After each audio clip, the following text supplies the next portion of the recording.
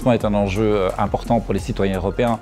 Déjà, simplement, nous payons tous une facture d'eau et dans cette facture d'eau, environ 60% du montant est relié à l'assainissement des eaux usées. Donc il est important de comprendre pourquoi on paye et quels services on reçoit en échange. Et donc la transparence de ce point de vue-là est vraiment importante. Deuxièmement, simplement, l'assainissement permet d'améliorer la qualité des eaux. Et donc c'est ce qui permet par exemple de se baigner dans pas mal d'endroits dans l'Union européenne. Mais c'est ce qui permet aussi de préserver l'eau dans le sens où, de nouveau, à peu près 60% de l'eau qu'on produit pour l'eau potable provient de nos rivières. Donc c'est vraiment important d'assainir l'eau et d'assurer une bonne qualité de l'eau dans l'Union européenne.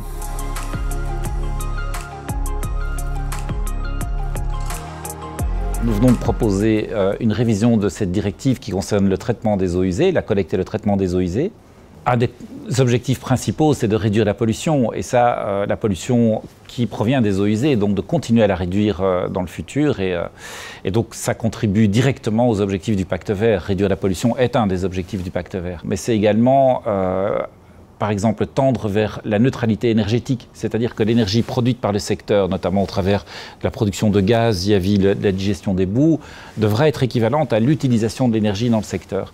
Et donc ça permettra d'avoir un secteur complètement neutre du point de vue de l'énergie qu'il utilise, et ça contribuera également à la réduction des gaz à effet de serre de manière assez significative pour ce secteur-là. À peu près 50% des gaz à effet de serre seront réduits grâce à cette mesure uniquement. En plus, nous favorisons la réutilisation des résidus, notamment l'azote et le phosphore, qui sont des engrais très importants pour l'agriculture et dont la plupart soit coûtent très cher d'un point de vue énergétique à produire, soit sont importés de sources extérieures à l'Union européenne. Un des autres objectifs de cette directive, c'est de favoriser et d'inciter les États membres, là où c'est nécessaire, dans les zones particulièrement arides, à réutiliser l'eau une fois qu'elle est traitée. Et donc grâce à de nouveaux standards qui sont les plus élevés du monde, l'eau qui sort des stations d'épuration pourra être réutilisée pour différents types d'usages, notamment en agriculture, mais pas uniquement.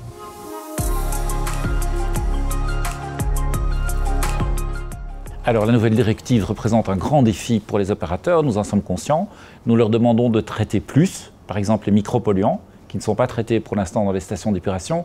Donc ce sera un nouveau niveau de traitement pour les stations d'épuration. Nous leur demandons d'être neutres énergétiquement, ça c'est des investissements complémentaires mais qui seront assez rapidement rentables.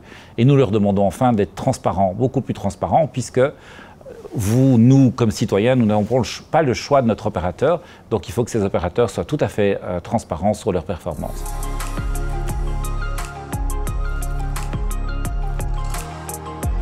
Oui, et franchement, la crise du Covid récente nous a enseigné plusieurs choses. Il faut savoir que 3 semaines avant que l'épidémie se déclare dans l'Union européenne, on retrouvait déjà le virus dans les eaux usées, notamment des aéroports. Maintenant, avec la nouvelle directive, nous imposons aux États membres de faire un suivi systématique d'une série de pathogènes, notamment pour les identifier avant que des crises se déclenchent. Mais lorsque les crises se déclenchent, on peut tracer la présence du virus dans les eaux usées qui sont simplement rejetées par le corps humain.